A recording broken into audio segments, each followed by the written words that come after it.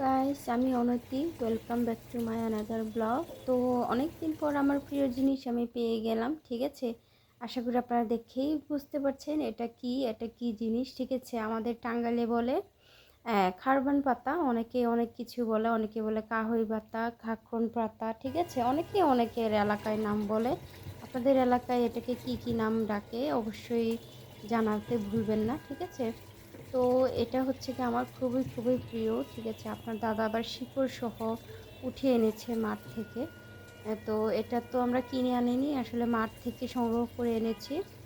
তাও আবার ঢাকা শহরের স্কুল মাঠ থেকে, ক্যান্টনমেন্ট থেকে। চুরি করার মতনই আর কি, না কি আর বলবো, এখানে তো কেউ উঠাইতে দিবে না। তো এটা কিনতেও পাওয়া যায় না সচরাচর, পাওয়া গেলেও অনেক দাম, ঠিক আছে। তো এটা আমি এখন পরিষ্কার করছি। এটা কিন্তু অনেক প্রোটিন।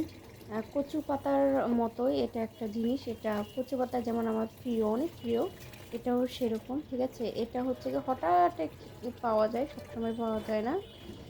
তো আমার ধোয়া শেষ, এখন আমি কাটতে চলে যাব। এটা ভর্তা করে খেলে কিন্তু অনেক মজা। তো আমি কাটতে চলে আসলাম। তো আমরা তো বড় লোক নই যে ছুরি মুড়ি দিয়ে হ্যানে ত্যানে কাটবো, ঠিক আছে। ছুরি মুড়ি ধরতেও ভয় লাগে বাবা। বটি দিয়ে তো আমি কাটা শুরু করব, ঠিক আছে। এখন আমি কাটবো। তো ডাটা সহই কাটবো, কারণ আমাকে তো প্রোটিন নিতে হবে, কারণ ডাটাতে অনেক প্রোটিন।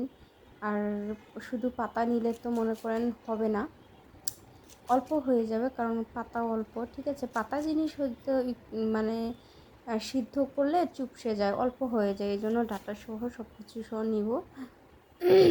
কারণ প্রোটিন ফেলে দেওয়া যাবে না।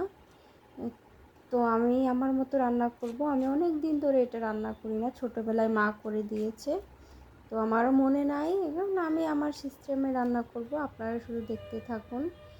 দিয়ে দিলাম রসুন, দিয়ে দিবে একটু কাঁচামরিচ। আমার রান্না হয়েছে কি না বা কেমন হয়েছে অবশ্যই জানাবেন কমেন্ট করে, ঠিক আছে।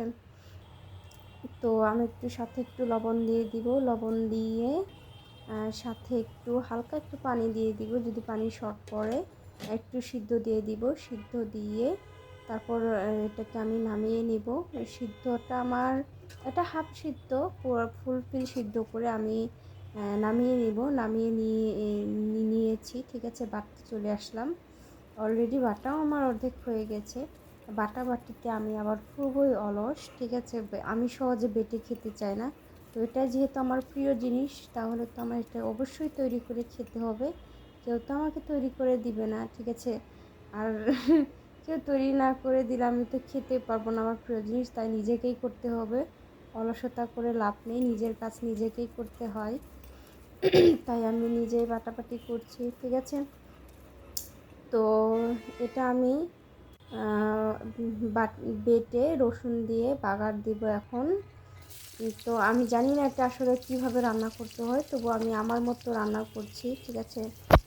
বেটে নিলাম, দুরো রসুন দিয়ে নিলাম, এটা লাল লাল করে ভেজে তারপর আমি এটা ছেড়ে দিব, ভর্তাটা ছেড়ে দিব, ঠিক আছে। এভাবে আমি রান্নাটা শেষ করে ফেলবো। তো অসংখ্য ধন্যবাদ আপনাদেরকে দেখার জন্য।